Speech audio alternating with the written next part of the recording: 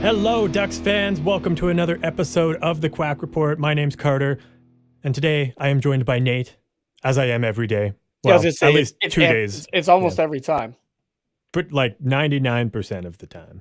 I think you've only ever done 3 episodes, maybe 2, in the history of this show without me. And I think I've done about the same without you. Yeah, I think probably 3 sounds right. I feel like there was a couple in the first season, and then there was one last season. Yeah, I think it was last season. That I did. I don't remember why I was gone. I feel like you were in Calgary. I think it was your birthday weekend. I think it was about a year ago today. Was that it? Okay. I think that's what it was. Yeah, and that's where we got the Big Dick Energy move clip from, I think. That's right. Yeah. Happy anniversary to that clip. Because there was that, and I also have a clip of you saying it was along the lines of like, if I'm not gay, but if I was, kind of thing. Okay. I forget what the clip was exactly. But I do have it I do have it saved on my phone though. Maybe I should do more solo episodes because that's how we get great clips. That's just how we get all the great sound bites out of you. Yeah. It's because you're not there to just like interrupt my genius. I'm there maybe not that's it. to have I'm there not to have the quotes. So somebody's got to fill it. That's true.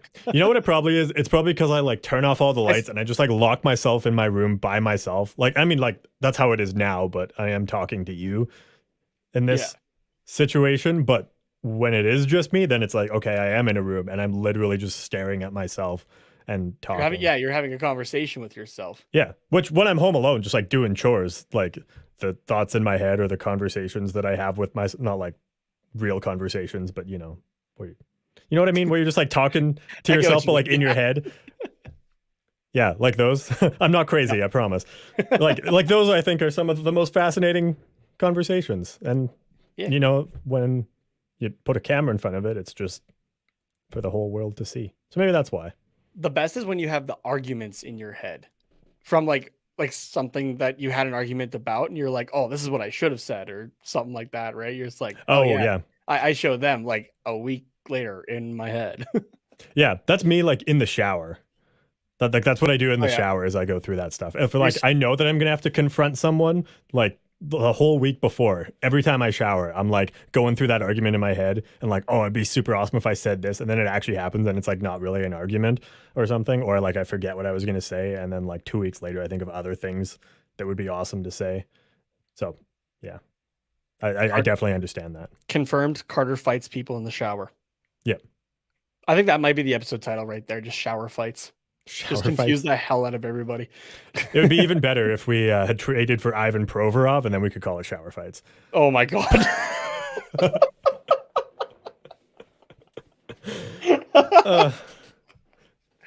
That's good. That's good. Not saying I want to trade for Provorov, but if we did.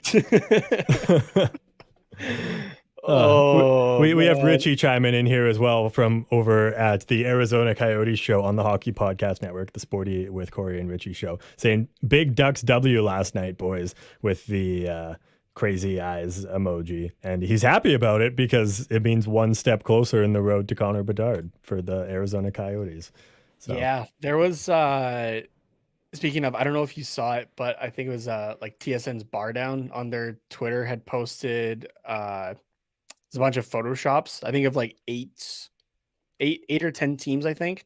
Oh yeah. Or like the bottom 10 that have the chance at Bedard, and like Photoshop them in like their uniforms and everything like that. Yeah, no, I had seen that. The Ducks one especially, like the only thing I would change about it is he's in the orange jersey with the Mighty Duck. Oh yeah, of course. Yeah. But besides that, not like bias aside, that's the best one. That was the best looking one. Just got to say it. Say it. So. Yeah, absolutely. So, no bias at all. No bias at all. Yeah. Not at all. Yeah. Before we get into this game, how was your week? Anything exciting happen? What is it? It's Wednesday. Yeah, I was like, is it Sunday or Wednesday that we're recording? But yeah, how was the first half of your week? It's all right. Not a whole lot. Just school, usual. So nothing. Nice. Yeah, nothing too crazy. So yeah. Nothing really going on. So what about you? No, exactly the same. Yeah. I mean, sweet. Last weekend, we talked about it on Sunday. Last weekend was pretty busy for us. And then it's just been like chill I'm just last trying to couple days. recover So from the weekend still. yeah. One thing I found with COVID, like, because you know me, like I'm very much like an extrovert. Yeah. Right. Like I can just talk and hang out with people. Like it doesn't matter kind of thing. Do you mean like getting COVID or just like the whole 2 years where No, like the whole COVID locked us 2 years. in? Like Yeah. yeah, Okay. like being locked in or that. I can still go out and do that. It took some time for me to get back into that though. Oh, for sure. It tires me out though a hell of a lot more than it used to though. Just being social. Oh, I 100% agree. Yeah. And Like I I was like yeah. like an introvert and still am an introvert to some extent. Like Yeah, see the introvert and the extroverts just find each other, right? somehow. Yeah. It's more because like you kept talking, so I didn't when we first met, so I didn't have the opportunity to say no, please leave me alone because I wasn't used to being so social, and then I just got stuck with you. So and here I am. Yeah, at the time we were the two complete opposite ends of the spectrum in respect to drummers because that's how we met. We were both drummers in different bands that were playing the same show. That's right. Yeah. I was like that drummer that's just doing like crazy shit or whatever. And you were the one who was just there, like quiet in the sense of like you're playing the drums and that's about it. You're not really doing anything else. So yeah, just it's attraction. Yeah, I was the Mick Mars of drummers. Yeah, exactly. Bassist for Motley Crue, if anyone wants to look him up and watch what he does when he plays, because it's nothing. But yeah, and I was like, I don't know. I'll go with like Cece from Black Veil Brides, the drummer there. When I saw him back in high school, like 2015, I think it was. And I went out by the tour bus to see if I could maybe meet a couple of them. And there's a lot of other people out there too. And CC just runs out of the building with a bra over his head and just books it into the bus. We're just like, all right, cool. And it was like the same one that he had on, like someone had thrown up one like during the show, and he had it on his head for about half of it and still had it on after the fact. I'm like, oh my God. That's good. That's good. But yeah. Well, I guess since the first half of our weeks weren't very interesting, then I guess we could get into something that is definitely interesting, and that is the Anaheim Ducks and the Arizona Coyotes. Oh, I thought you were going to say going back to college. Oh. I mean, I guess I'm still in college. You're not, though, neither are the Anaheim Ducks, but they went back to college, to ASU in particular. Yeah, it's like Anaheim Ducks go to college. I don't know. It feels, I can't tell if it's a porno or like a Disney Channel direct to TV movie. I feel like it's more of a Disney Channel thing, but someone's going to turn it into the porno. Yeah, I guess if they called it Ducks Go to College, Disney Channel. Yeah, you switch a U for the Mighty Ducks. Yeah, or is that the sequel series that they're all grown up? That's like it could be R-rated version. I don't know. No, I think Ducks Go to College would be the Disney Channel one, and then you switch a U for an I in Ducks, and then you get the R-rated version. There you go. But yeah, let's get into this game and talk about our college experience, I suppose. Yeah.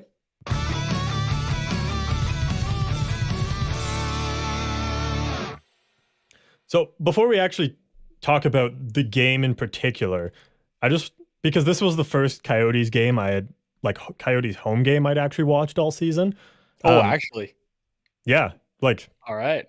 Sat down. I'm sure I've come across clips, but like I didn't really pay attention to like the actual game, and like it was probably highlights more so. So I was seeing like the replays or like shots of the crowd, because that was like a whole different experience. But actually watching like a live broadcasted game, it was for the first time. And when I first turned it on, I was like, "What the fuck is going on with the camera?"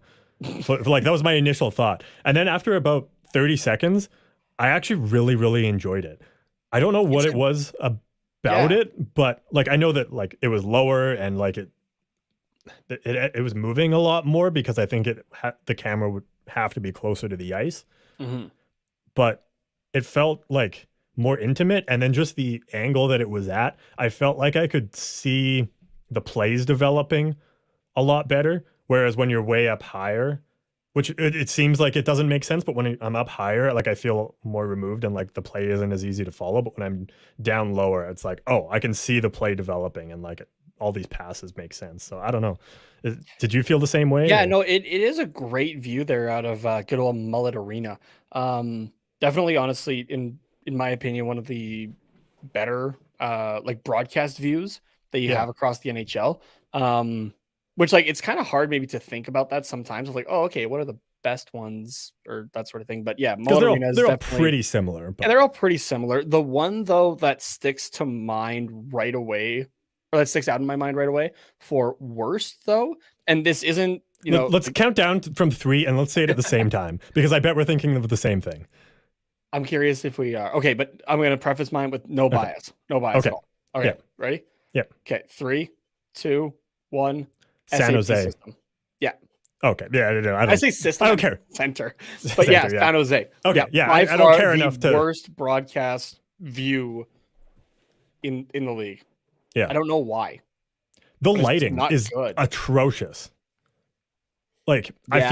I feel like there's no lights on the like in the arena, like above the ice. That's what it looks like to me, especially in comparison to like Or there's watching literally any other yeah, game. or But there's just like I not don't know. enough. It's too spread out, kind of thing. Yeah, it's just like way too dark, and I don't know. The angle of the camera is just different enough that it sucks.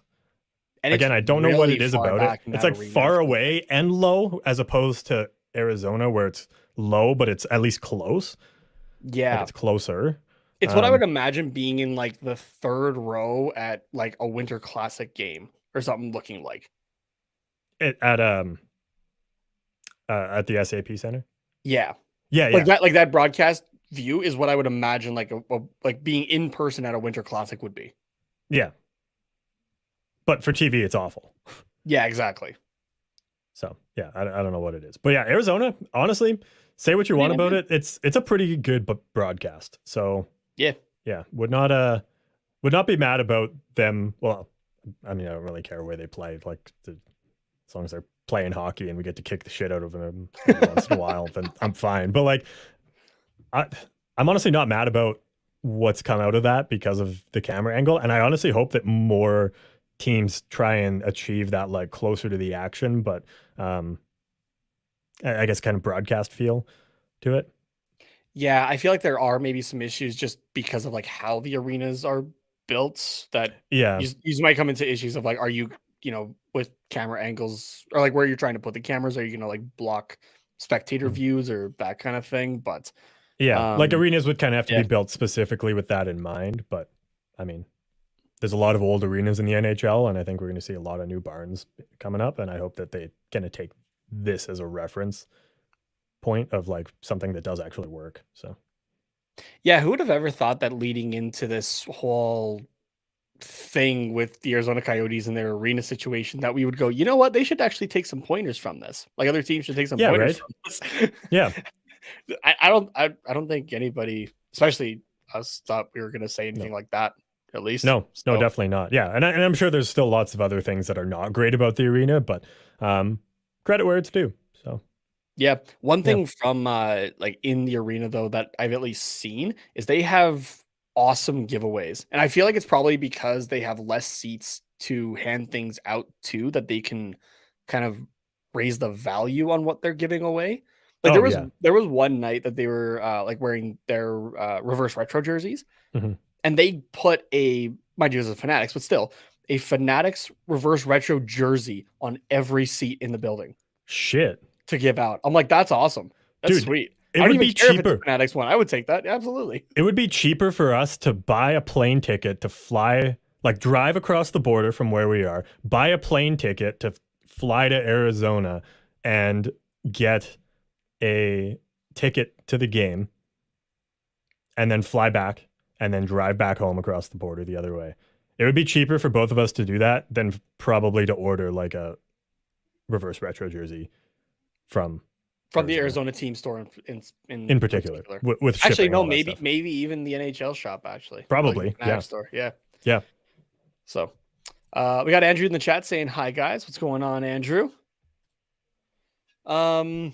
Yeah, all right. I guess we can start talking about this game. And actually, you know what? No, I'm going to stay on the jersey topic for a second, but it is relevant to the game. Yeah, sure. This jersey matchup, or even just like the two jerseys that we saw in this game, Yes. Hell yeah. Yes. So good. All day, every day. In case you happen to mix it, I will pull it up as well if you are watching us on YouTube or Twitch. Yeah, we're like the Arizona Coyotes black Kachina jersey is one of my favorites all time.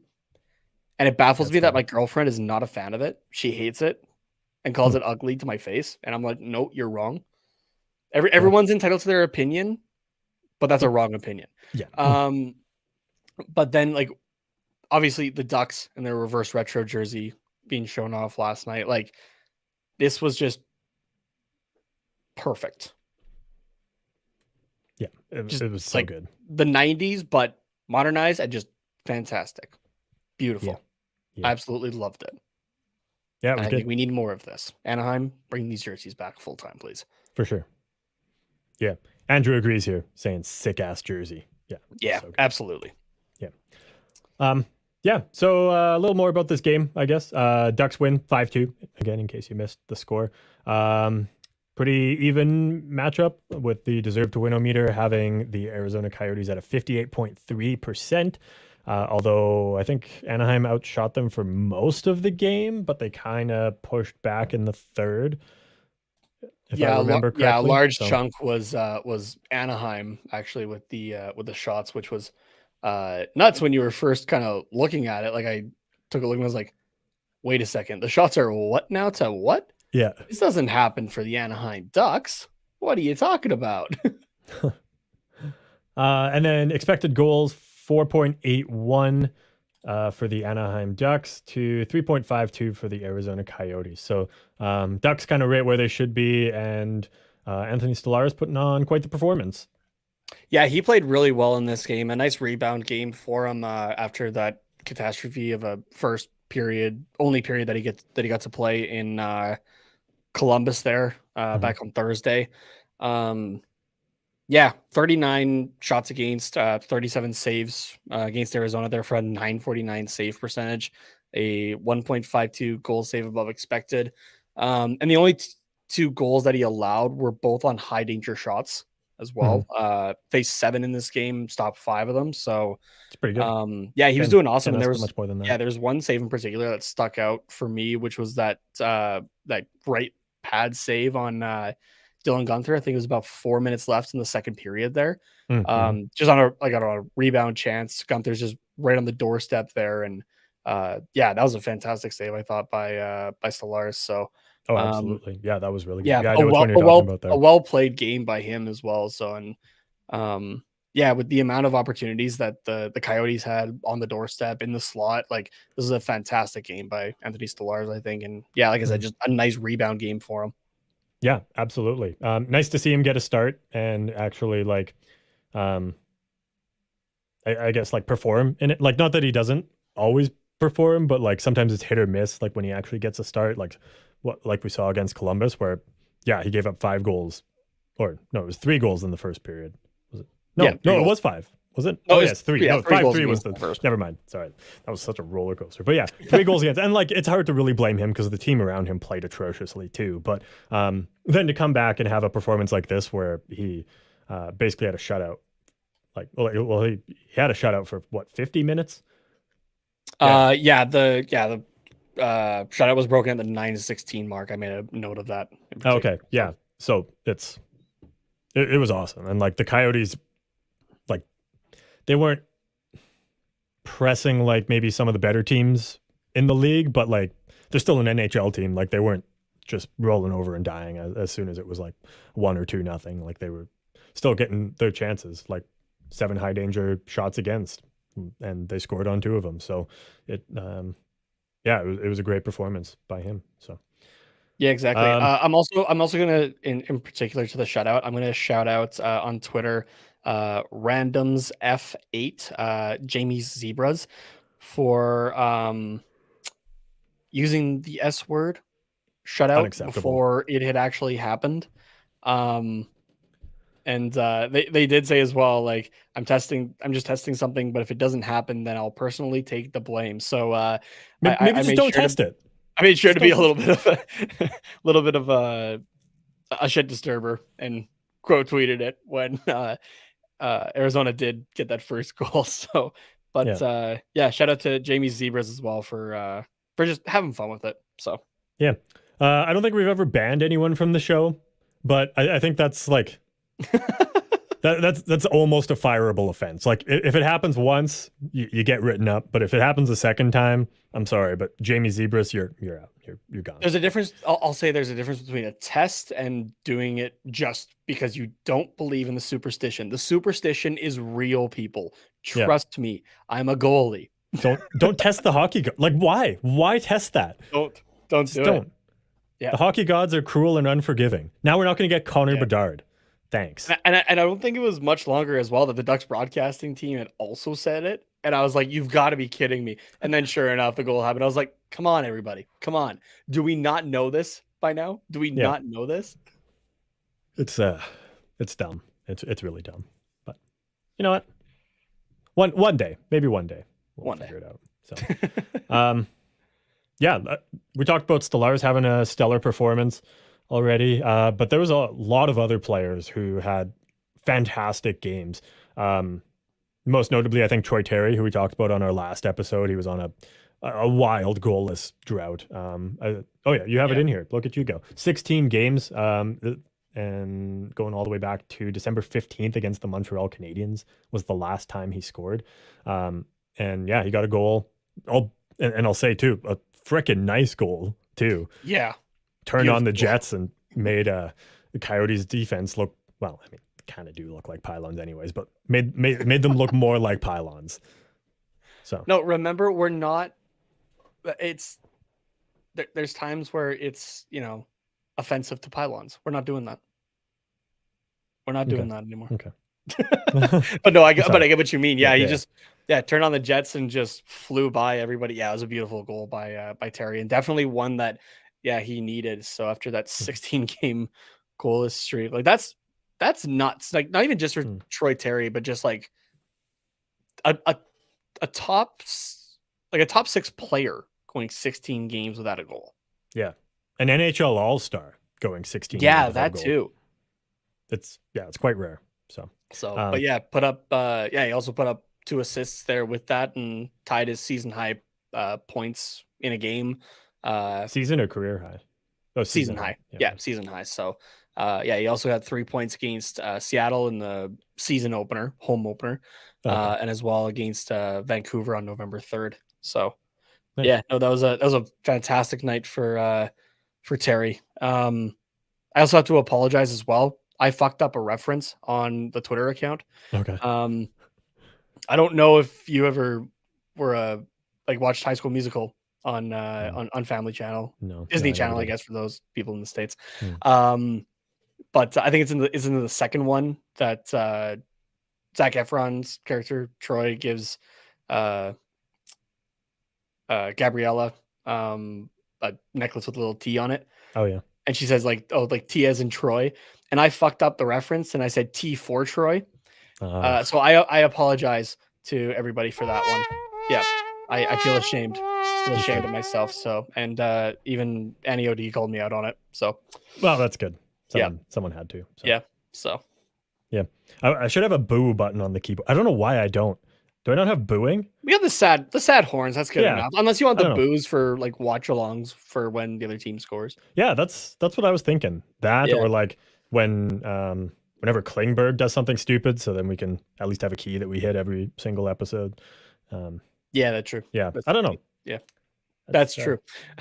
Yeah. We got Springfield in the chat saying hello, big fan of the pod. Wanted to say hi and keep up the great content. Thanks, Springfield, and welcome to the chat. Good to see you. I know Andrew's been looking for a buddy in there. I saw it. In the chat that he was seeing who else was there and got no response. But now there's 2. So, who else had a fantastic game? I mean, Trevor Zegras, 6-game point streak now for him. So that's not good at all. I don't know what you're talking about. That sucks. Yeah. He needs to go down to the AHL and figure out what he's doing. 3 points for 1 point for Zegras. Just the one on the Fowler goal. Oh my god. Yeah, Fowler in the second period there. also being one of Terry's points in Yep. in the game. So Mhm. yeah, like you said, 6-game point streak now, and was very happy. I had that in my bet as well for Zegras getting a point, and Yeah, it that's was good. only on the app that I use, at least for now. It had it at like over under 0.5, and I was like, I'm slapping the over on that all day, every day, Yeah, right. 100%. Trevor So Zegras against the Arizona Coyotes, like shit. Yeah, he's getting a for point. just a point, sure, Yeah, 100. Yep, do it, do it. yeah. And then yeah, you mentioned Cam Fowler already. He also had a 3-point night with 2 goals, one of them being on the power play. So fantastic night for Cam Fowler as well. Somehow that guy just seems to be getting better, actually. Yeah, like not just season to season, but like game to game in this season. He's just like Yeah, continued to impress.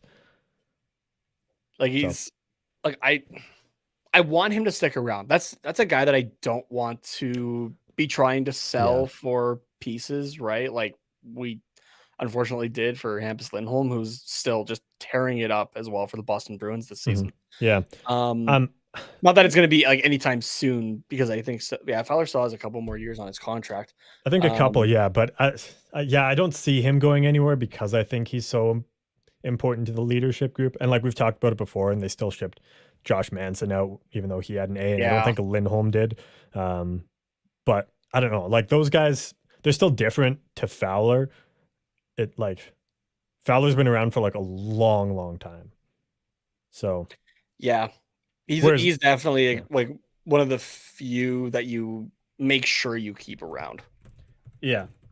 And not only that, he's like solid offense or he's solid defensively. He can produce offensively. He's not really a liability. He's not ever going to cost too much money. He's important to the leadership group, and I think good teammate. Everyone gets along with him. Like there's really nothing not to like about Cam Fowler. And I'm not saying like there's things to hate about the other guys that we've gotten rid of too, like Manson and Lindholm. But if I forget what Lindholm got paid. It wasn't it something like 7.5, 8 million, 8.5 by Boston? Uh, Lindholm. Yeah, Let me double check here. Good enough cap friendly anyway. yeah,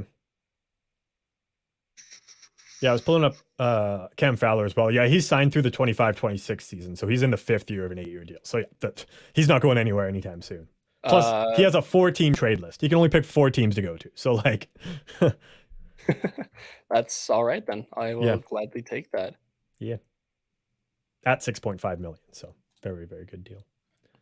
Whenever you search a player like on Google, cap friendly should be like one of the top 3 results. It should be. I always have to Not, type not in. even like being on the first page. What the Yeah, I hell? always have to type in like player's name cap friendly to get there. But Yeah. I've got him here. Yeah, So 6.5 million.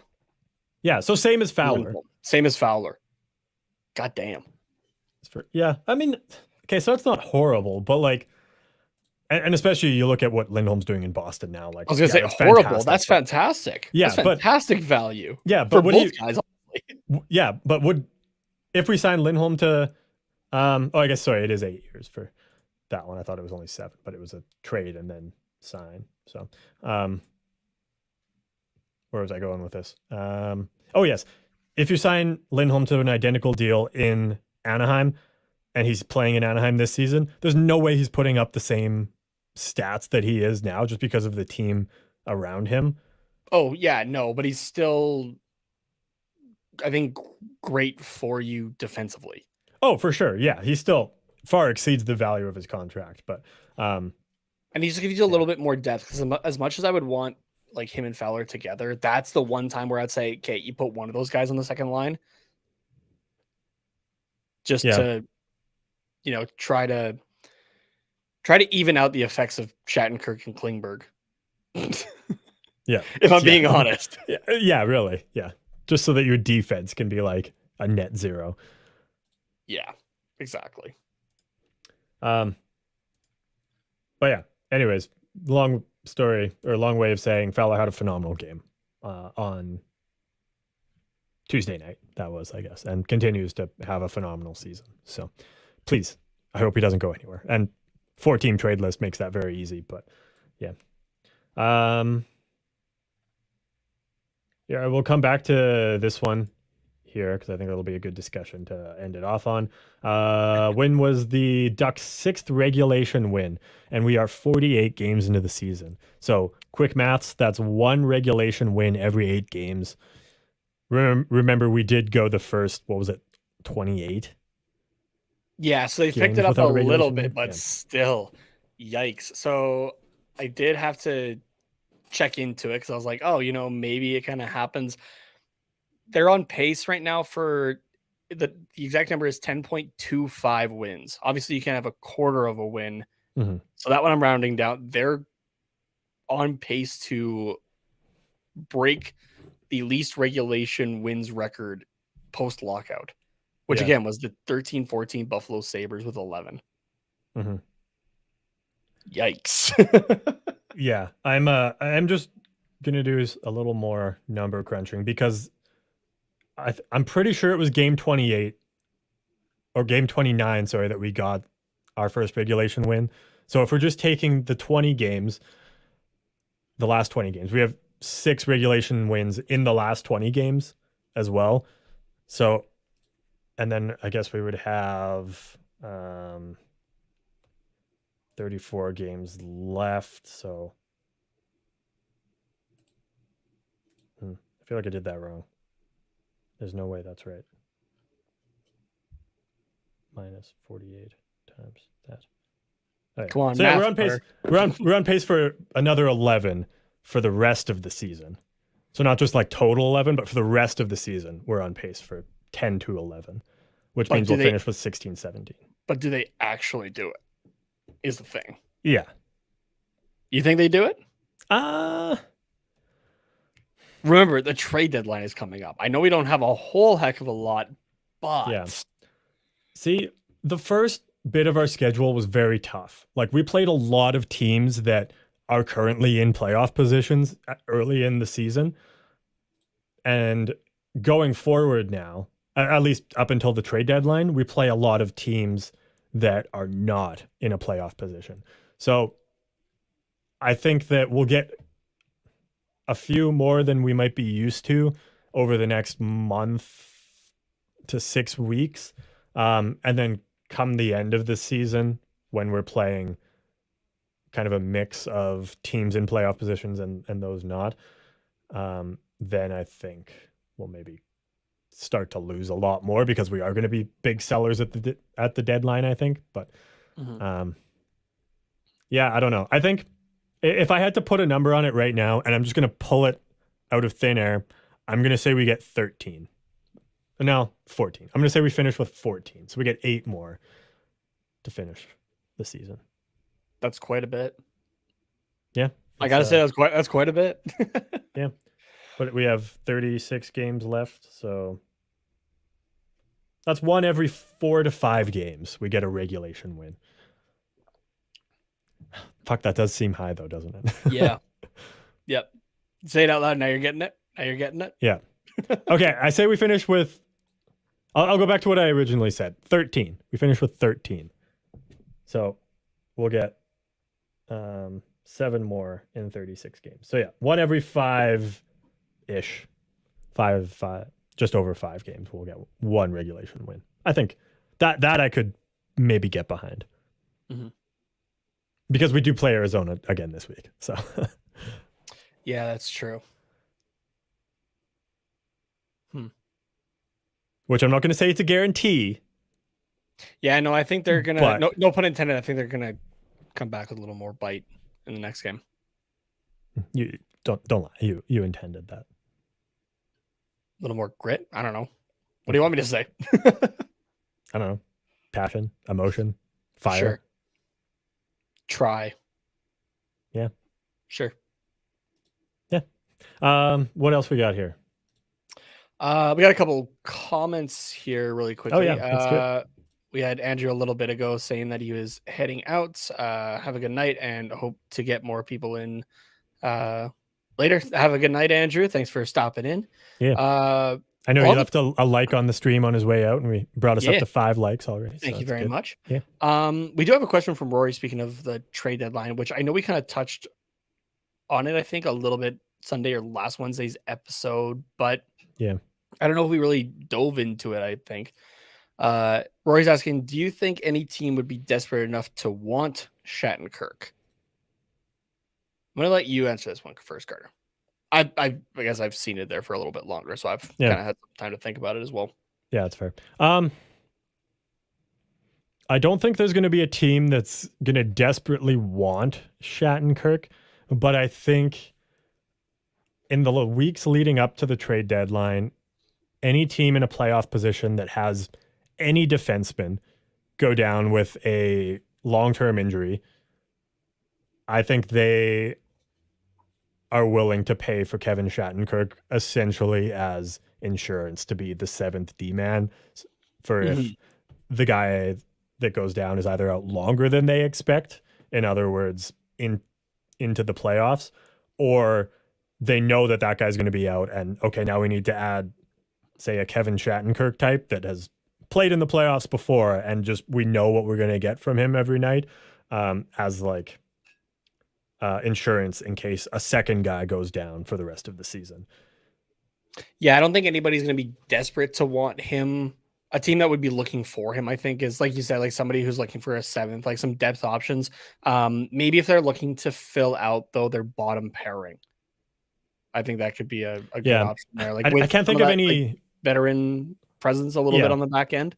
Yeah, I just can't think of any teams that are like pushing for the cup this year and are going to be willing to probably overpay for Kevin Shattenkirk because of how deep the draft is. Like, picks are so valuable this year. You're looking at picks for like next year kind of thing, like maybe a first or a second for next year because the Ducks are probably retaining salary on a trade like that. Yeah, that's true. But yeah, I guess it could be for that year, but I think Pat Verbeek would kind of play hardball and say, no, we want to pick for this year because it is such a deep year. But it's hard to say.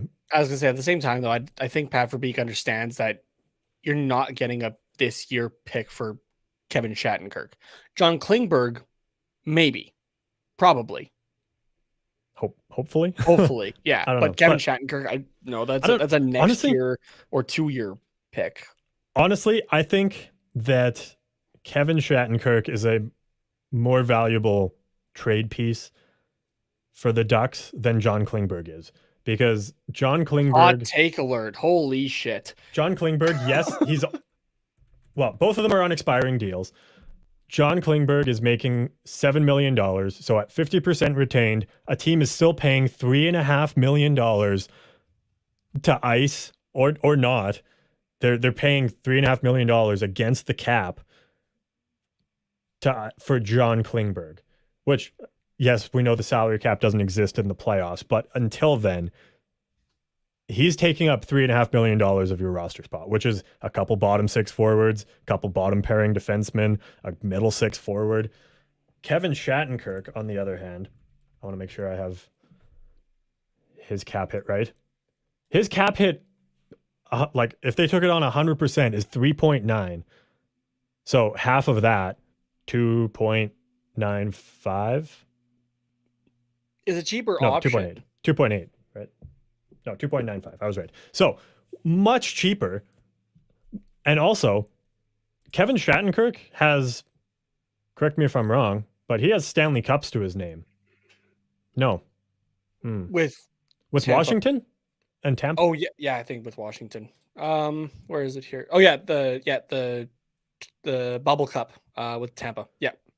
Oh, yes. And then he came to us in the next season. Yeah, that offseason. Yeah. And then Washington in 16-17. Was that not their cup year?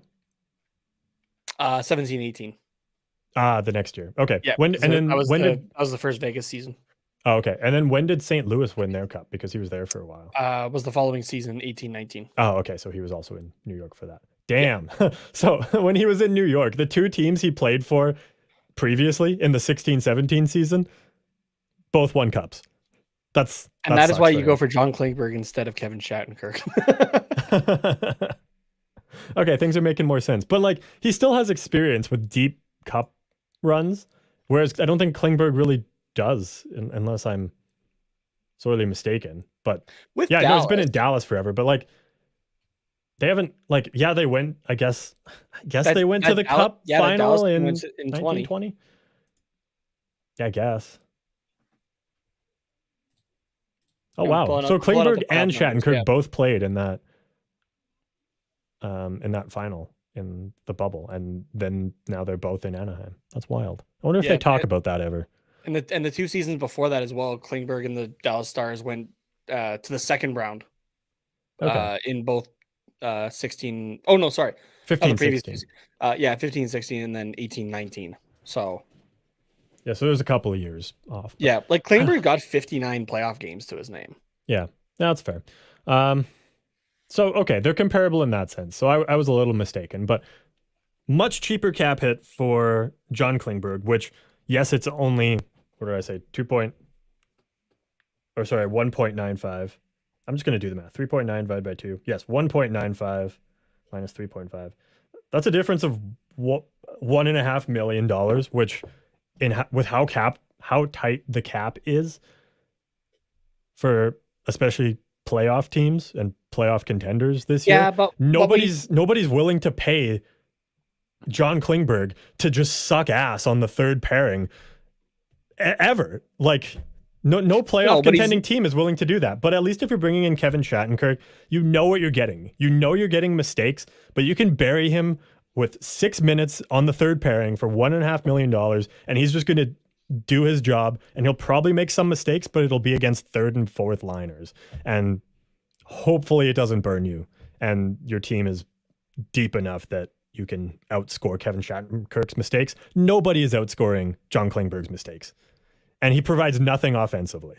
So I don't know. I think that would you rather pay for depth, maybe third line, or would you rather pay for somebody that's second line that couldn't play on your power play as well? It can be an option there.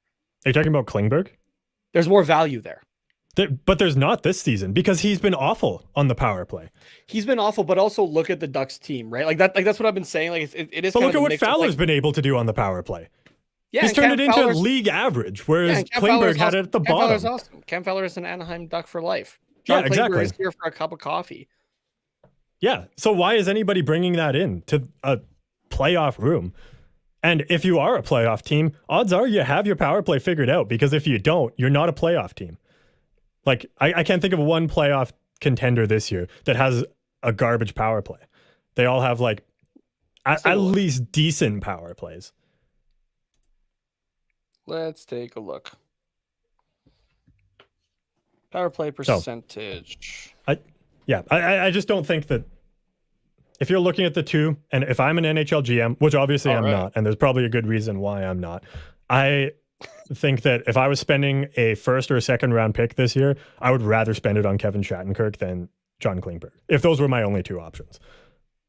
Obviously, there are way better options, but the Carolina Hurricanes, who, if I'm not mistaken, are first in the Metropolitan Division. Yeah, they're like second or third in the league, I think.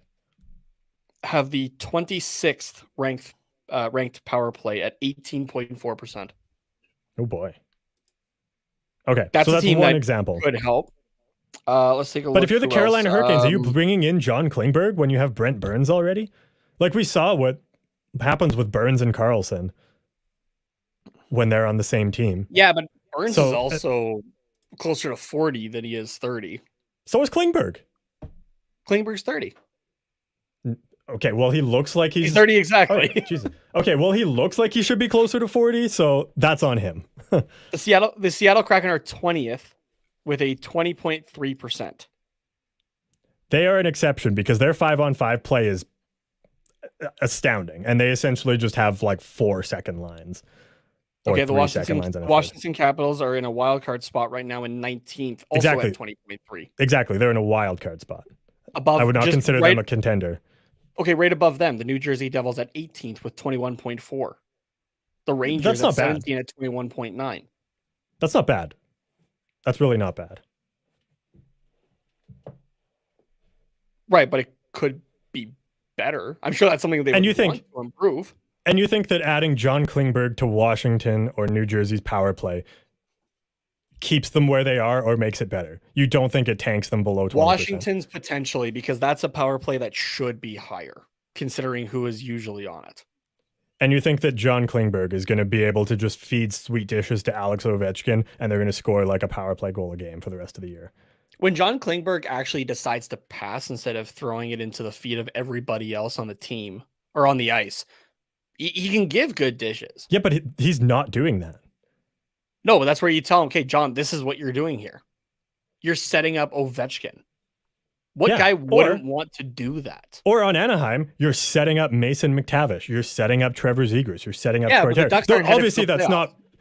Obviously, that's not Alex Ovechkin. But like, he wasn't able to do that. He literally wasn't. Like, Trevor Zegras would be wide open, at his shoulders, waiting for the one timer. And John Klingberg has a vendetta against shin pads.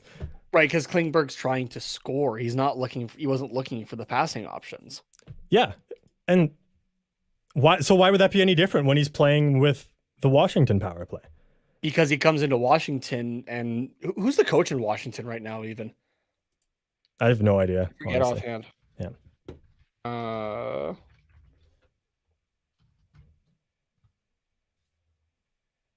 Peter Laviolette, what the fuck? All right.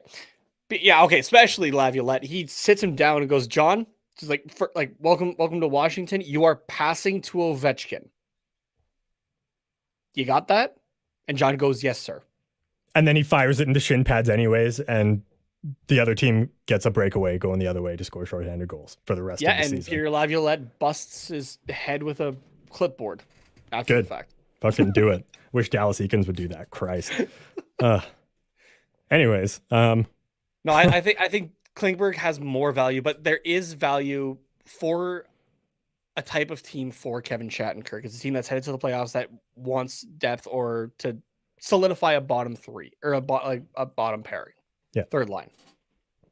But Klingberg is on any other playoff team is capable of second line minutes and playing on the power play.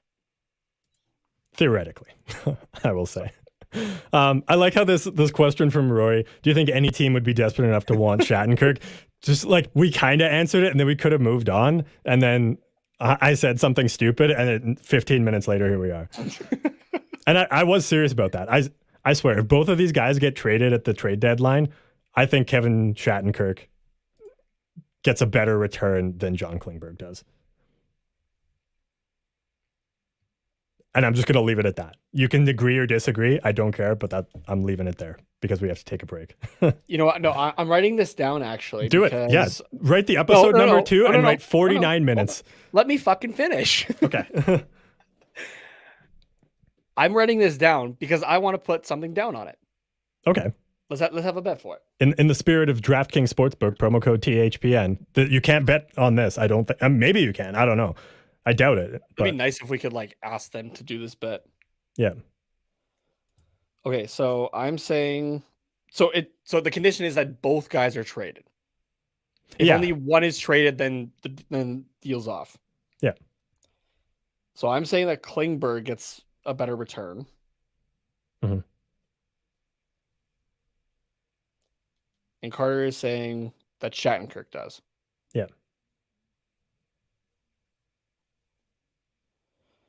And what are we putting down on this? I'm saying, I don't know. I'm saying 2 or 3 McDoubles. How about that? Sure. Yeah. We'll say 2 because 3 seems excessive. Now you're just calling out my drunk self. All right, sweet. All right. 2 McDoubles is the bet. Yeah. Or equivalent because I might be in a Nugget mood come trade deadline. So 2 McDoubles or equivalent. Fair enough. All right, you had your hot take with the McNugget thing. I'm gonna have my hot take. The McNugget thing. Or sorry, you had your Klingberg thing. I'm gonna have the McNugget thing here. Okay. Don't get me wrong. I like McDonald's nuggets, but Burger King ones are better. Just saying. I'm not mad about that. Yeah. Yeah. Yeah. I think McDonald's is just more accessible, at least where we are. That's true. But the price alone for McNuggets as well is way worse than nuggets at Burger King. Oh yeah, At least absolutely. in Canada. So Yeah. We do have one more comment from Rory here as well. Klingberg going on an established decor and team would be beneficial to him, just as Hampus going to Boston was. thank you. Potentially. Thank you. And then what else did he say?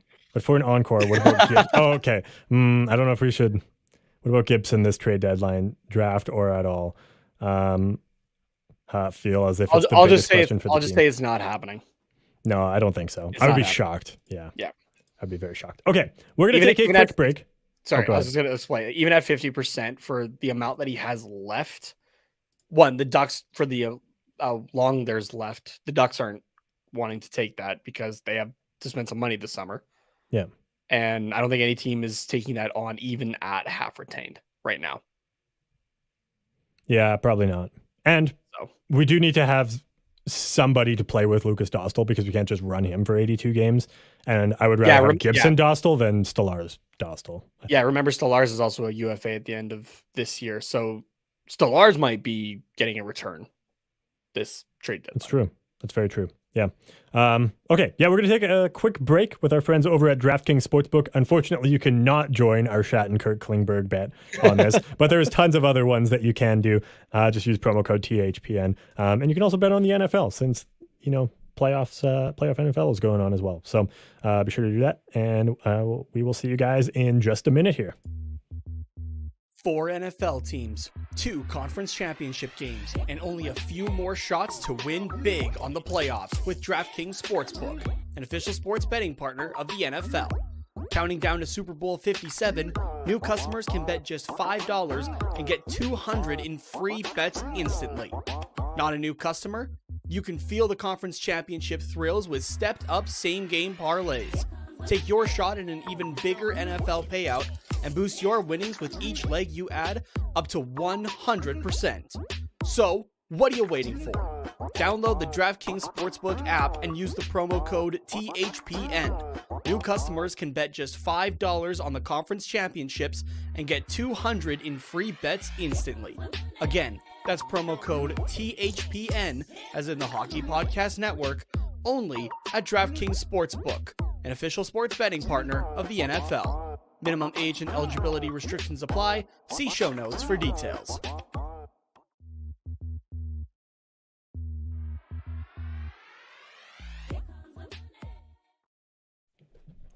All right. I've successfully calmed down now after that heated discussion, and I'm sorry for raising my voice at you. I'm just very passionate about it. I'm not. Fuck it. Okay. Just very passionate about my dislike. My voice is going to be here for the entire show. Get ready, everybody. It's not that I like Shattenkirk or Klingberg, but if I had to pick one, I would pick Shattenkirk over Klingberg, just personally. So, oh yes, the last thing that we were going to talk about here about this game that we didn't get to, which might be another spirited debate. I don't know.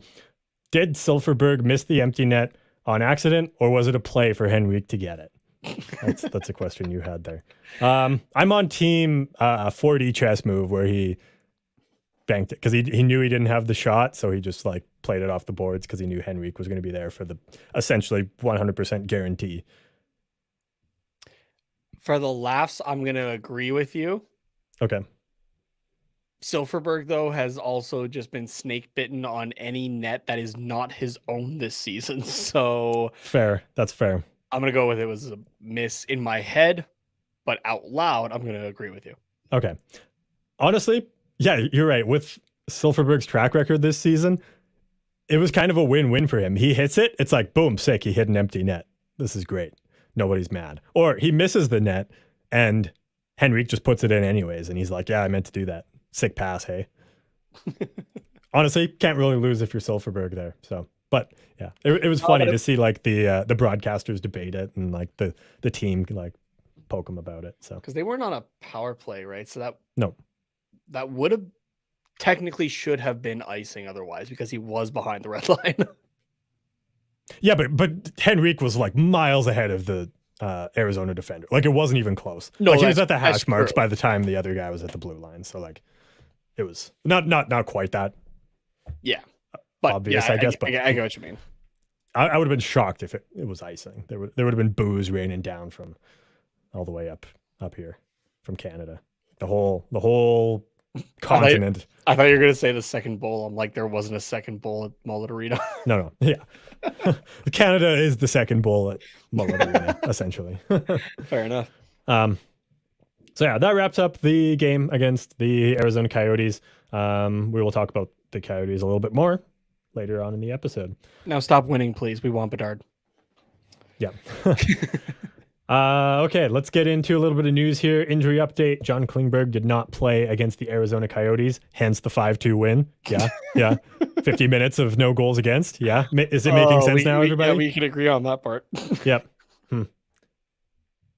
Klingberg not looking so hot, hey, for trade bait. He happens to not play, and the Ducks get their 6th regulation win in 48 games. Against the Arizona Coyotes. Let's pipe her down here for a second. I hope that he plays Saturday and we get torched 7-0 because John Klingberg's on the ice. You know what? I would and he's like a minus that 7. because it would actually help get them lower in the standings. Exactly. And it would prove my point. And then Shattenkirk gets a better return than Klingberg. Boom. I should have brought this up when we were having this debate too, because I have some stats from JFresh on Twitter at JFresh Hockey. And if I don't know how you feel about him, Nate, but I know that he's quite divisive among some hockey fans. Yeah. Oh, I fucking love JFresh. Okay. That's good. Fantastic. Honestly, I don't care enough to have an opinion on him, but he posts cool graphs, and I like cool graphs with lots of color. So here we go. Okay, I got to make this bigger on my end as well. Yeah, no, I'll let me zoom in and realize it's kind of tiny. There we go. Perfect. Oh, that's too big. Let's calm her down. Okay, so this is JFresh already is just. I have more respect. I just like looking at. I haven't even like picked apart the graph yet. Yeah. The fact that he has the Mighty Duck logo. Oh, I know, it's perfect already. Yeah. Yep. Thank you. Thank you, good. JFresh. Yeah. So this yeah, we'll start here. This was 2 tweets that he made, and I'm starting with the bad side. And at the top of this, you can see Cam Fowler as the Mighty Duck, and this dotted line, I guess, is like 0 for WAR, which is wins above replacement, which is, if for anyone that doesn't know what that is, it's similar to Dom Lecision's. I almost said it. I almost got it first time. His game score value added. Which if you don't know what that is, essentially these things are just saying how much does this player contribute to wins on any given night or throughout the season. So this is per 82 games over an 82 game schedule. So Cam Fowler, he's below the 0. So he is actually detracting from wins. And it's supposed to not include like who you're playing with, the team around you, who you're playing against, like all that kind of stuff. So I kind of disagree with that, but it's not too egregious. And from what I remember, this first line is like a negative 0.05 WAR. So like he's really not that bad. Over an 82 game season, he costs you half a game. So over 2 seasons, Cam Fowler himself costs you a game alone. So like really it's not bad. But when the scale is only from like +2 to I think -3, it's significant. So, and then we got some other names in here, a lot of offensive defensemen, because this is specifically looking at defense. So like Jacob Trouba, John Carlson, Shabbat, Josh Morrissey, Owen Power, like all of these guys are taking away wins on their defensive aspects. But looking at offense or looking at both combined, it would probably be so positive. And if we keep scrolling, yeah, nothing really jumps out. We get a slow increase because it's sorted from positive to negative. Eric Carlson's down here at about a -1.25. Neil Pionk, Eric Branson. Yeah, makes sense. Victor Hedman kind of stands out at like the -1.5. Yeah. And then we get to D'Angelo. We skyrocket a little bit here. But there's one more bar, and you can probably guess who it is. Yeah, Kevin John Shattenkirk. Klingberg. Also, actually not a bad guess, honestly. But yeah, so Tony D'Angelo is at like we'll say negative 2.2, and John Klingberg is at like a negative 6. 2.7, 2. Well, no, because he's about halfway between 2.5 and 3. Oh, So I guess I'm looking at like where the middle yeah, of the logo is. Yeah. yeah. Okay. So yeah, it's he's about half a game worse than just Tony D'Angelo, but essentially he's costing you almost 3 wins per season just based on his defensive play, not his black hole offense. It's just his defense. So when Which he's that not in makes the lineup, sense. We've talked about that the entire year. yeah. So essentially, any team that does not have John Klingberg on their roster, which is 31 of the 32 NHL teams, gets 3 more wins than the Anaheim Ducks. Kind of. It's a bit of a stretch to say that, but like, Big brain move by Pat Verbeek, and we are going to come back to that as well in a little bit. Don't get me wrong. Yeah. So yeah, I just wanted to point that out, that Klingberg defensively, not good. You pulling up the advanced stats. I'm proud of you, bud. Yeah, thanks. That's I got to give you a little bit of a break here. I know it's a lot of hard work to go and find those numbers, and yeah, so I figured I could do one, just one. Thank you. Yeah. Yeah, we got Zegras being named the NHL's 3rd star of the week on Monday with his 4 goals, 4 assists and 8 points in 4 games against Pittsburgh, Philly, Columbus, and Buffalo. All of those part of his point streak as well. 6 games now, baby. Woo! Yeah. Freaking awesome.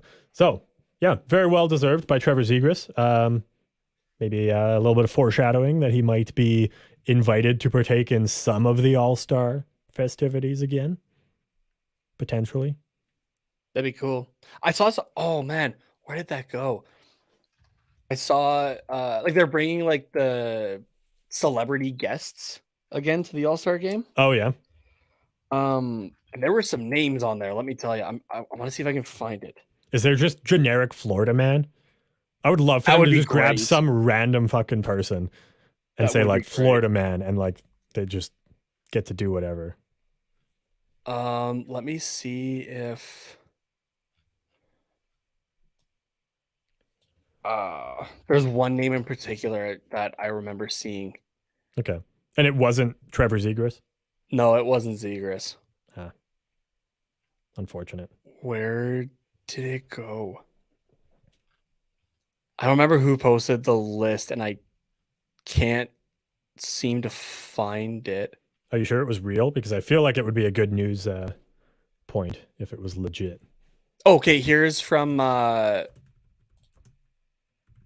Aaron Brown, who works for the Hockey News. She's got a couple of the names here. USA Hockey's Alex Carpenter and Hillary Knight, along with Hockey Canada's Emily Clark, Rebecca Johnson, and Sarah Nurse. Yes, will be taking part in the NHL All-Star Skills Competition.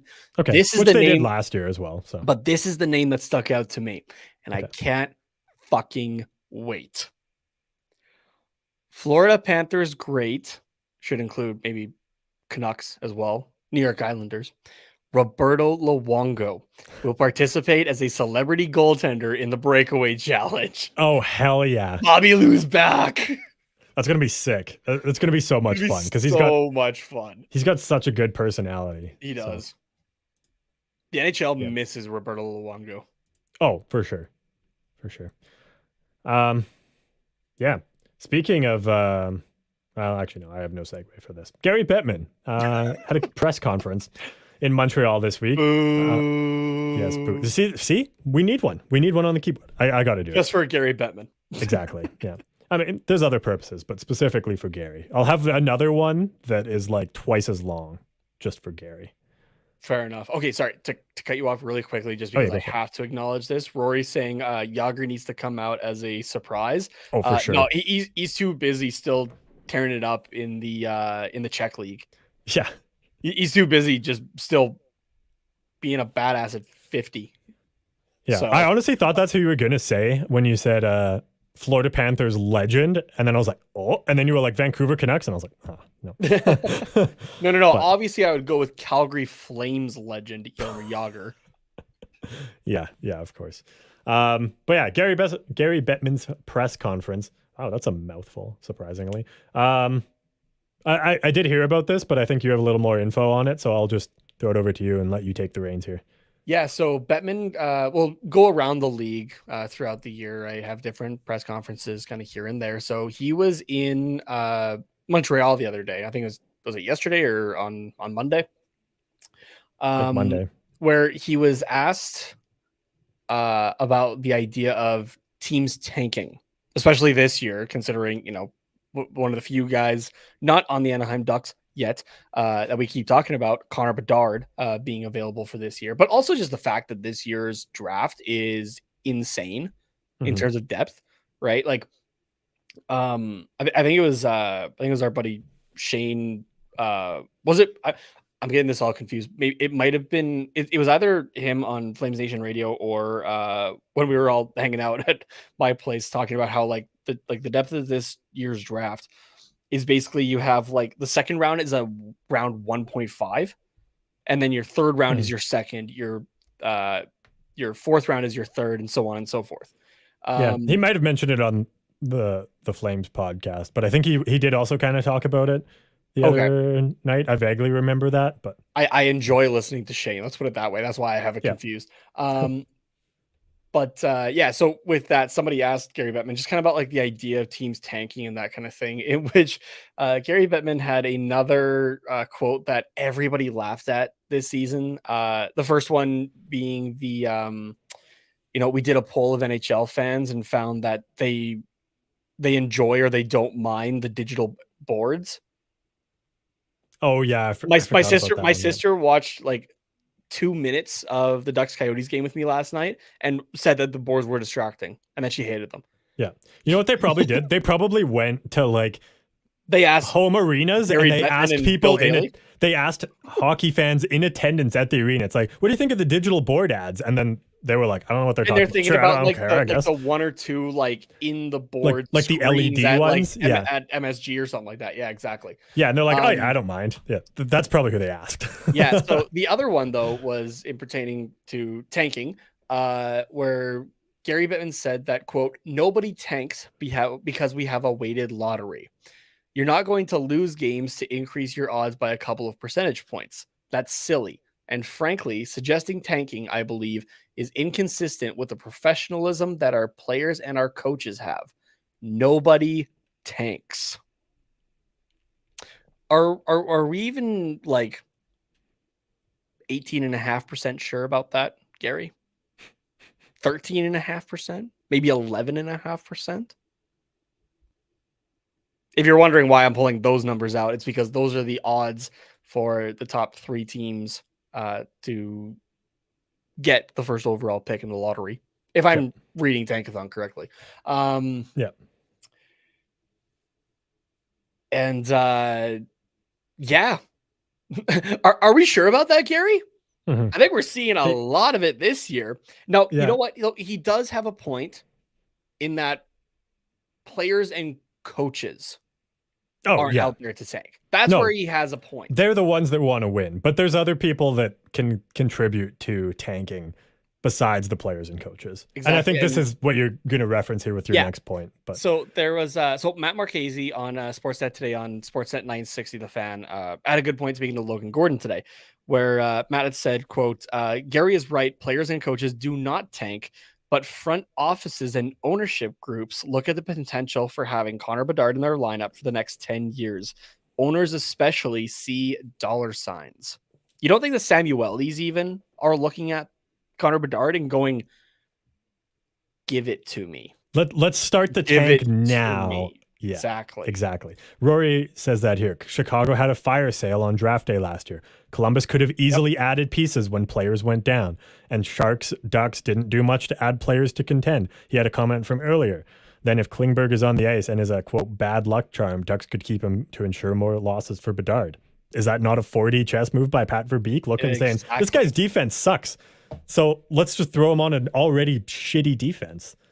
And then we're icing a good player because John Klingberg's name is known by most people that follow the league, let them follow more than just one team, I would say. Then again, though, if you really want to tank Klingberg's value, you sit him.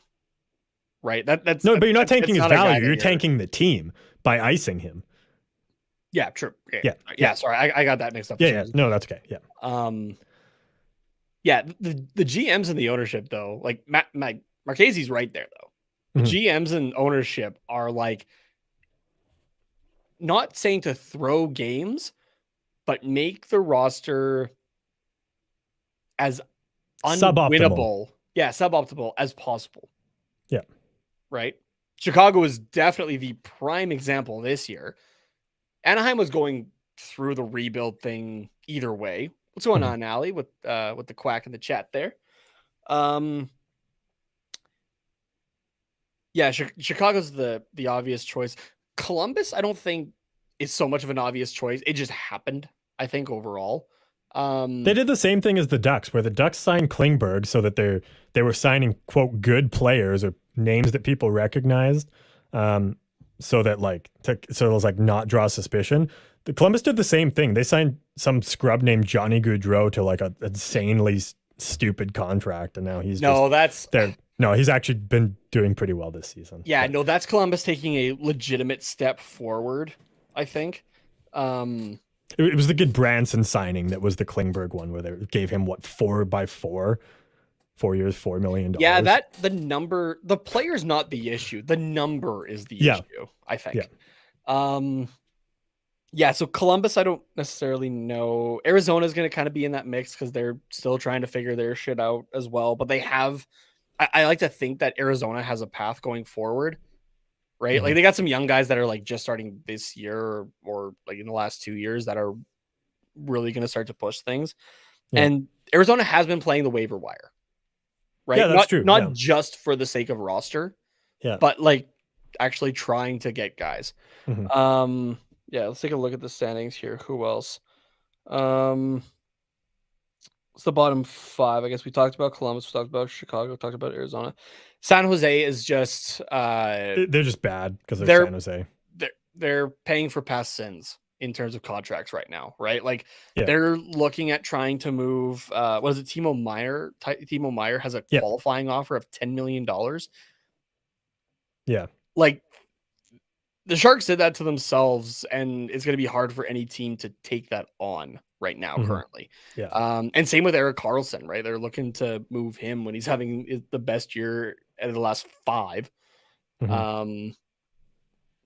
Yeah, that's going to be really hard to move right now. So, yeah. So in terms of the bottom 5, there's 3 teams in there that were in rebuilds, but are maybe they're rebuilding harder. They're not trying as hard right now to do well, I guess. Yeah, they're not trying to still ice competitive teams in order to sell tickets, because they're betting that even if nobody came to their games this year, they sold 0 tickets, they're going to sell out for the next 20 years if they get Connor Bedard. They're playing the long-term game there. So Columbus is the team that theoretically shouldn't be there, I don't think. Theoretically. I know I had them like pretty low in our season predictions, but I wasn't expecting them to be this low in the league standings. Yeah. And then Chicago is 100% manufactured. You don't bring in Peter Mrazek to be your starting goaltender to win games. Let's put it that way. Yeah, there you go. And you don't sign Seth Jones to $9 million contract. Although that was a couple of years ago. Or trade Kirby Dach to Montreal. And DeBrincat. Oh, yeah, right. And DeBrincat, yeah. Yeah, you don't trade young guys like that to like those are guys that would have been the foundation of your team moving forward. Yeah, exactly. I just see Allie's going to take off here, so let's pull up a couple of her comments.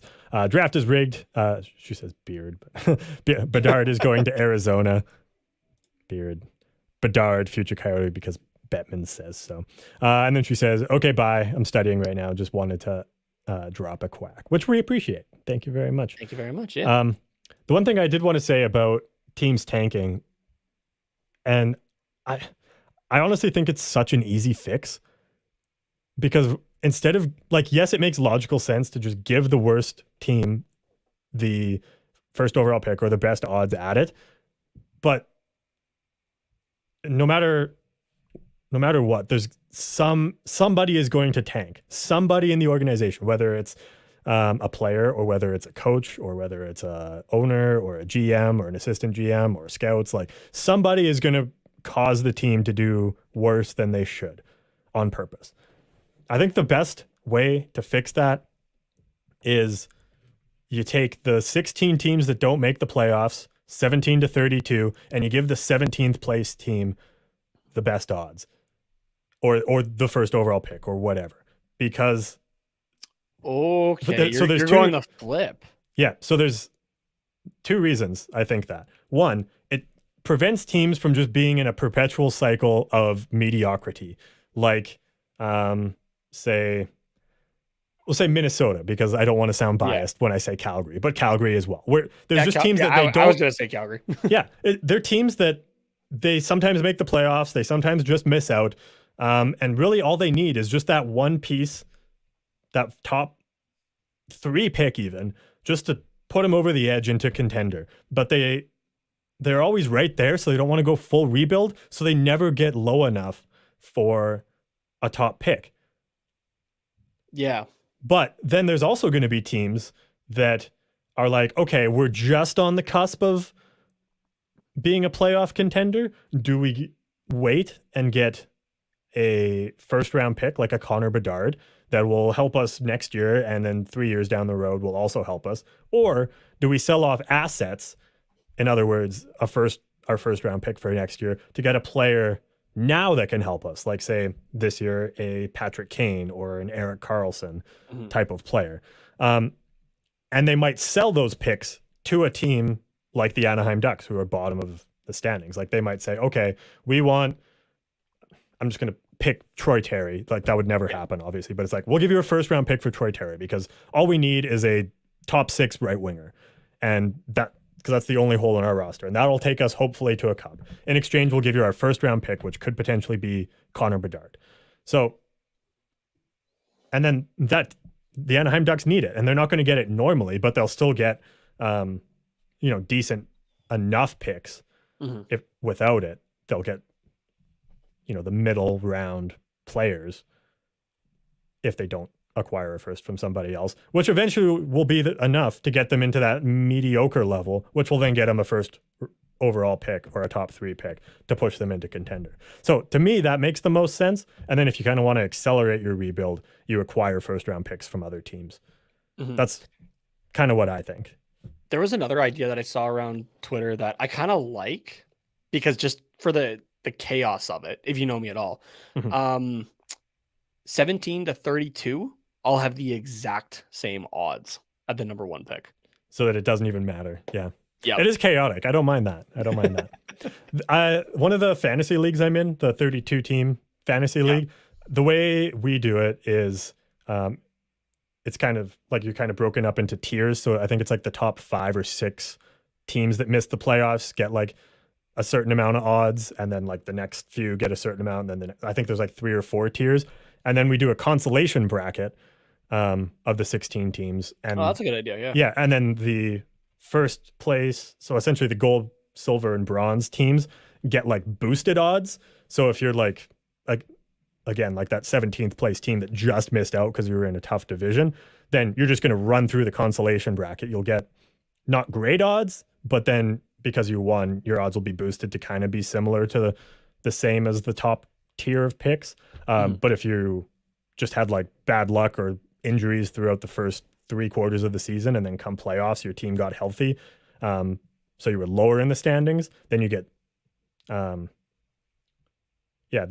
I forget how it works.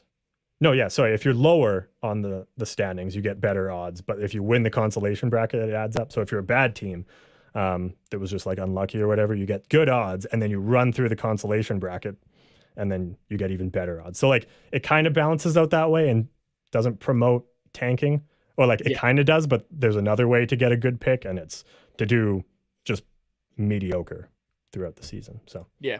and I like that, it's yeah. only been one season, but it worked. So There you go. yeah. All right. But yeah, you're right. The chaotic energy one is also kind of good. So Always go for the chaos. yeah. Yeah, let's get into upcoming games, I guess, for the Anaheim Ducks. Thursday, they will play in Colorado against the Avalanche. That game is at 6 p.m. Pacific time. And yeah, I think we played the Colorado Avalanche earlier in the season. If I'm not mistaken. No, we haven't. This will be the first game the first meeting? of the year. Yeah, you're right. Yep. Okay. Do you have how many times we play them? 3 times. We'll play them here on the 26th, March 27th, and April 9th. Oh, okay. So a couple times at the end of the season. Interesting.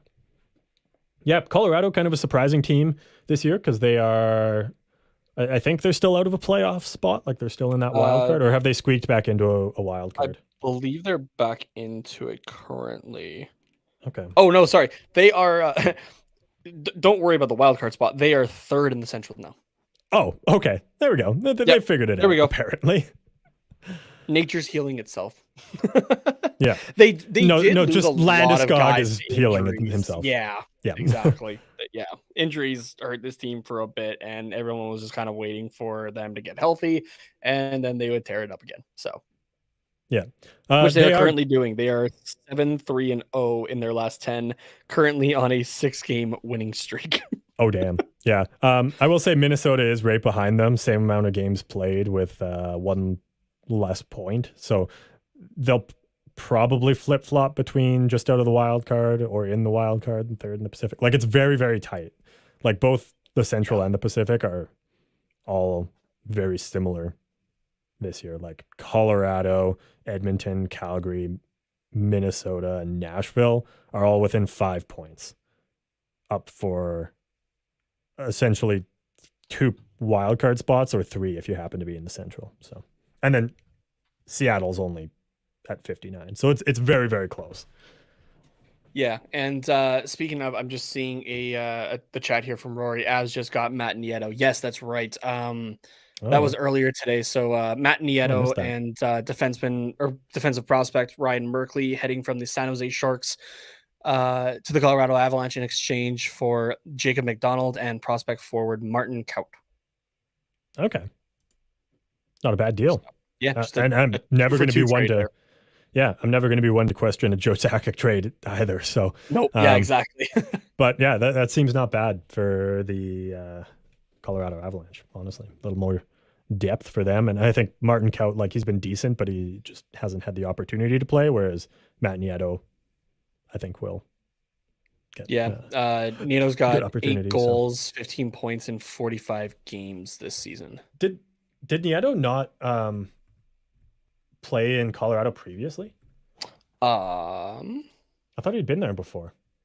I'm not sure. Oh yeah, because there's a picture of him right away of him in a Colorado jersey. Oh yeah, when was it? Yeah, 16-17 to 19-20. Yeah, 4 seasons he played there. Went San Jose, Colorado, back to San Jose, and now he's back to Colorado. That's hilarious. I've never seen that. What are the DraftKings odds on him going back to San Jose at some point in his career? Yeah, right. I mean, he is 30, so I don't know. He might finish out his career there, but hard to say. Yeah, that's good though. I'm not seeing any salary retention, at least offhand. Oh yeah, Rory said he did briefly, if you consider 4 years brief. But. I'm just double checking cap friendly here. Oh yeah. Yeah, I forgot that trade had happened today. Okay. Nieto's making 850,000. Easy trade. That's the second of a 2-year contract. Yeah, no, that's pretty good. Yeah, what do you think is going to happen in this game against Colorado on Thursday? Colorado's extending their streak to 7 games, improving their home record to 13-8-3. Okay. And what do you think the score is?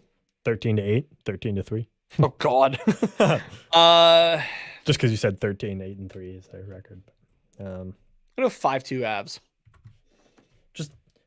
Just like no mercy, hey. I guess 3. Nah, that's not bad. You could say It's the Colorado Avalanche too getting healthier. Yeah. And here, what's their last 5 in terms of goal scoring here?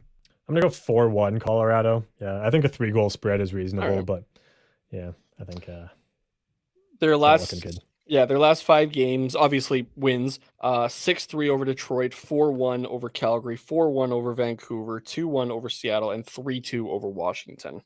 Okay. Yeah, no, that's all right. Rory says 55 shots on goal. Gibson gets pulled per usual after the second. I am screenshotting that.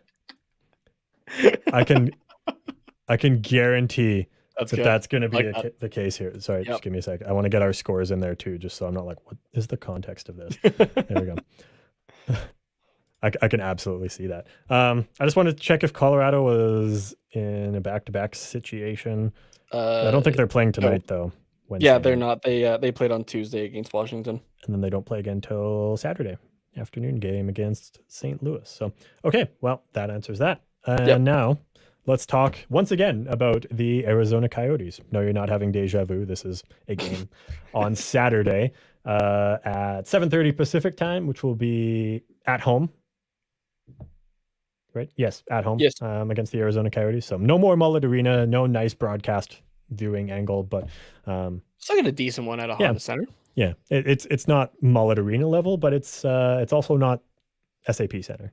Yeah, one game at home before the All-Star break. Yeah, well, then, I guess it's the, what do they call it? Spring break or whatever the shit. It's the All-Star break. No. Like where every team gets like 5 days where they don't have to do anything. No practices, no games, nothing. What's it called? Why am I blanking on it? Oh, the bye week.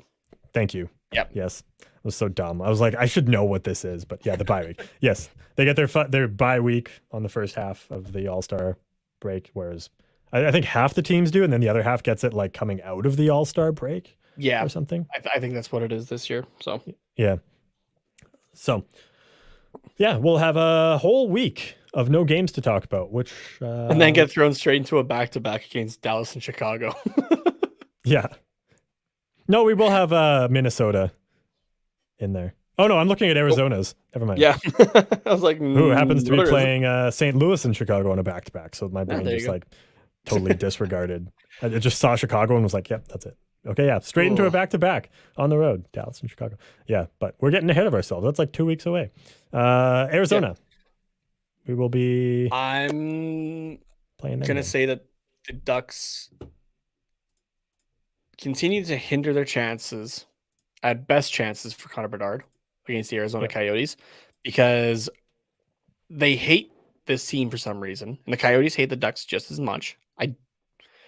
Obviously I know that there was like the stuff that happened last year, but like these are just not the two teams that I anticipated hating each other seemingly the way that they do. What did I bet for the last game? 3-2 Arizona. Yep. You're gonna say the same thing? I'm gonna flip it though for Anaheim though. It's gonna be 3-2 Anaheim. Yeah. Nice. Because I feel like Arizona is gonna drive a milk, I think, in that game, unless he's hurt. No, I think it was just battle of the backups. Honestly.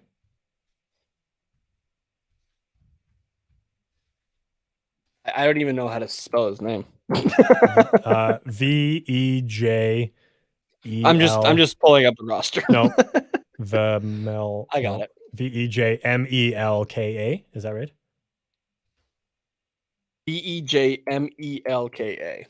Okay. Yeah, it was good. It took me 2 tries to get there, but I got it.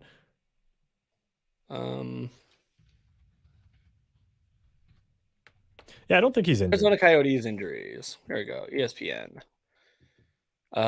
Nope. Yeah, you're right. Cool. Yeah. So yeah, I think we're gonna be seeing Vejmelka probably in this game instead. Yeah. I think just looking at these 2 games against Colorado and Arizona, I think I'm going to predict just what the Ducks do best, and that is playing like 0 goal differential hockey. I'm going to say 4-1, but in favor of Anaheim. In case you couldn't tell the sarcasm in my voice, that was me being sarcastic. I literally not even close. Let's check their goal differential. See how much worse it is. Minus Arizona. 83. Yep. To minus 50 for Arizona. Yeah. For context, the next lowest team in goal differential is Columbus at minus 62. So we have 21 more goals, or 21 less goals. I don't know how to say it properly, but a minus 21 more than. Yeah. And also for context, the Ducks are a minus 83. The Boston Bruins are a plus 83.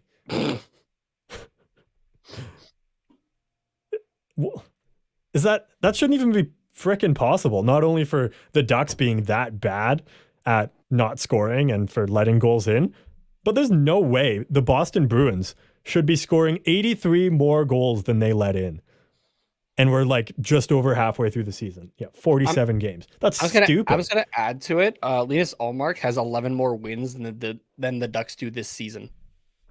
Well, Linus Ullmark alone. I honestly wouldn't even be surprised if Jeremy Swayman, who has not had a good season, had as many or more wins in total as the Ducks do regulation wins. Let's take a look. I bet Swayman has 6 or more wins.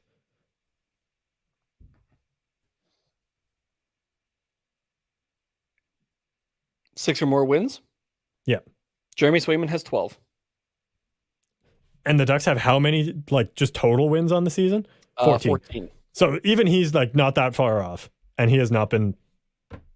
Okay, we haven't fantastic checked this in on season. Jeremy Swayman in a while. He's running a 12-3-3 record with a .916 save percentage. Oh, 15 games. So yeah, probably about the time I dropped him from a couple of my fantasy leagues, he started to pick it up. So that's fantastic. Boston Bruins Wish I didn't know fans are that. thanking you right now.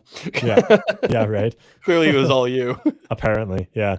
So, okay, these are our score predictions here. Rory, just in general, saying February schedule looks rough for Anaheim. 1-10, and we'll split the Chicago games. So you're saying 1-10 over 11 games in February for the Anaheim Ducks. Oof. Damn. And the 1 win coming against Chicago. I'm all right with that, though. Because Connor Bedard. Yeah. Yep. As long as Okay. it's not embarrassing. That's my thing. Yeah. Okay, we've got a Gulls update here, which I think earlier Allie had said, just as she came in, the Gulls are currently winning, but that was approximately 20 minutes ago. The Gulls now, I did have it pulled up here. It is End of the second currently- period, 4-1 for San Diego There you against go. the Bakersfield Condors with Woo. a goal from Michael Delzato, Rocco Grimaldi, Bo Grew, and Glenn Godden. Nice. Yeah. So mind you, remember that the points that I'm about to share don't have those updated stats. Yeah, which is fine. But yeah, let's talk about last week for the San Diego Gulls there. Yeah. On the 18th, they lost. It's been a week of loss. Let's put it that way. Lost 5-1 to the Bakersfield Condors. And then on the Friday, they lost 6-0 to the San Jose Barracuda. And then on Sunday, they lost 4-2 to the Coachella Valley Firebirds. As we said, they're currently winning 4-1 against the Bakersfield Condors. They will play again on Friday before taking on the Ontario Reign on Saturday when they come to town. And then the Abbotsford Canucks come to town next Wednesday to take on your Gulls. Yeah. So That's February 1st, in case you were curious. currently sitting 10th in the Pacific Division, as they have been the entire season, with an 11-29-0 record. Still do not have a point in extra time. Yeah. Your top 5 points, Michael Delzato has 9 points in 12 games with San Diego specifically, has 19 points in 37 games overall. Braden Tracy has 19 points in 35 games. Our boy Bo Grew has 23 in 40 games. Nicholas Brouillard with 30 in 40 games. And good old Rocco Grimaldi is leading with 36 points and 39 or in 39 games. Nice. Your goalies, no surprise here. Early Eriksson Ek, 12 games played. I don't think he's actually played in any of these games. If just taking a look at the numbers here, still has these 455 goals against average and 858 save percentage. And all-star Lucas Dostal is still leading with his 3 shutouts on the season, 285 goals against and 917 save percentage with his 917-0 record on the season. Nice. Looking back at last What's going week. on, Marcus? Hey, Marcus. Quack to you too. Yeah, looking back at our stats from last week. Eriksson Ek, 6 games played. Wait, now it says 12 games played. That can't be right. What? Yeah, no, he had a... You can't say it's a typo from me because I grabbed the screen caps from the AHL website. Never mind. I'm not. Are you way back? I was not looking at the right one. That's on me. I was looking at episode 22, not 32. So. Oh Jesus! Yeah, that's 100%. That's ways back on me. What are you doing? Don't know, man. Here we go. 11 games. So okay, he played in 1 game. 574 for minutes compared to 633. So yeah, no, it looks like he played kind of a full game, I guess. Yeah. Was the goalie of record, which was a loss. So one of the many losses, I suppose, that happened this week. So yeah. What else was I going to say? Oh, I was going to say as well, just about Michael Del Zotto, because we acquired him partway through the season, and he has 9 points in 12 games. I just noticed here that the way you took the screen cap, it shows points per game on this one. And with San Diego, Del Zotto has a 0.75 is on a 0.75 point per game pace, which is the same as Nicholas Brouillard, so who was second on the team, 0.75. So he's definitely improved since coming, I guess, back to the Anaheim and San Diego franchise system, I suppose. So because he was at a 0.4 in Charlotte. Is that the Charlotte Checkers? Is that what we decided CLT was? So he's doing all right. Okay. Up next, we will, I guess, just have what's quacking, right? We're good, I think. Yeah, I think so. Okay, let's hit it. Nope. Is that back-to-back episodes for that? No, I think it was last Wednesday. I think I got it on Sunday. Okay, so I was like, I can't fuck this up episodes. again. Yeah, back-to-back live episodes. I love it's the pressure, man. It gets to you. That's fair.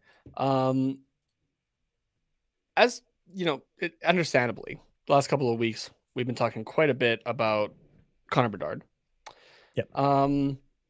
Ducks alumni are also talking about Connor Bedard. In particular, number 8 himself, Mr. Teemu Selanne, who yesterday was in the Anaheim Ducks dressing room. I'm not sure what the event was offhand that was going on. It's Teemu Selanne. He can do whatever the fuck he wants. Yeah, fair enough. Sorry for questioning you, Teemu. So he was there, and I think he found a spot for Bedard there. So this video, that's the wrong video. What was that video, Nate? I can still show you that video if you want. Here, I'll still show you that video. Just the way you said it was like, I can't show this video to anybody. Some good levity. This is I forget what the user is on Twitter, but this is the new. Oh yeah. Ducks win. A duck playing the drum there. Ben Quafflick or whatever his name is.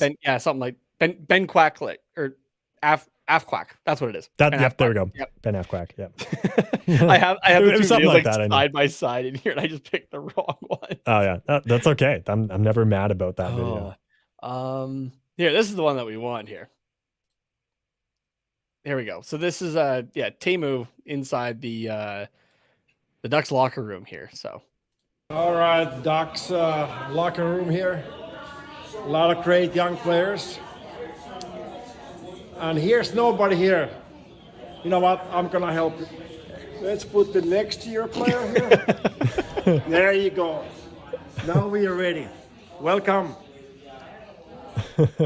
So if you're listening to Teemu's showing off, you know, there's the McTavish jersey, there's the Terry jersey, there's the Zegras jersey, and then there's that empty stall. And he takes a piece of tape and a piece of paper with Connor Bedard written on it and puts it up where the nameplate would be. So it says and says welcome to SoCal. Yep. He's already laying the groundwork for him to sign here. So good. I love it. I just if you're Connor Bedard oh, and you see that video, does that not make you wish that you went to Anaheim more than, say, Arizona? Because, like, not even just for, like, you know, that post, but because it's Teemu Selanne.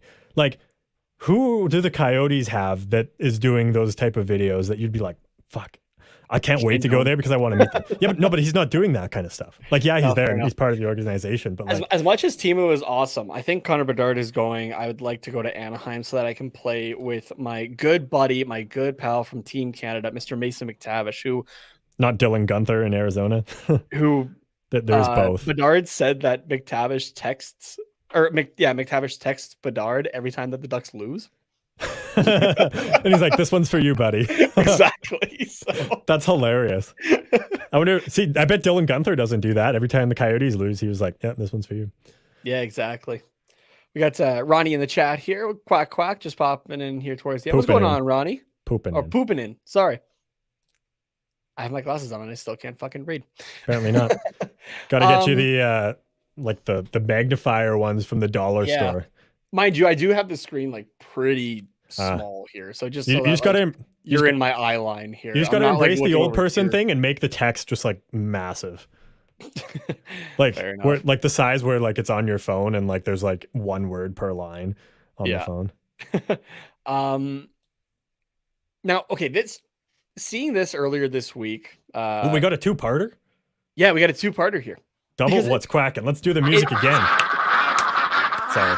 It's a double what's quacking, but it's with extra quack. Okay. Because it's all duck related. Cool. You ordered a 10-piece McNugget meal and you got 11. Except in this case, it's not chicken, it's duck.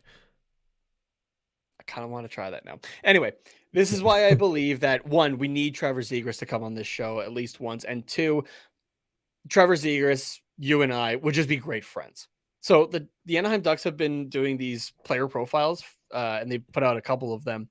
And the most recent one was for Mr. Trevor Zegras. Well, they asked quite a few different questions, and I read through this, and I just went, this guy would be great friends with us, I feel like. Or we'd be great friends with him. Mm-hmm. So, also, we can play Catan together. Yeah, there you go. Yeah. Fucking perfect. Bring Mason or John or anybody. Doesn't really matter. Yeah. So, obviously, his nickname is Z. When Trevor has a day off, he likes to play tennis. I'm down for some tennis. I'm good with that. Yeah. His favorite musical group is Motley Crue. Carter, I know you're a big Motley Crue fan. Yeah. His favorite movie of all time is The Mighty Ducks. Makes sense. Could it be anything else? His favorite TV show is House of the Dragon, which I know you're watching right now, Carter. Are you not? Well, was. The season's over, but yes. Oh, gotcha. Okay. Yes. I'm presently watching it, and when season 2 comes out, we'll be watching it. Fair enough. Yes. His celebrity crush is Kendall Jenner.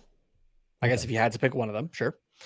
I thought he would say Taylor Swift, given recent events, but if you weren't a professional hockey player, you would probably be, he said, in NASA.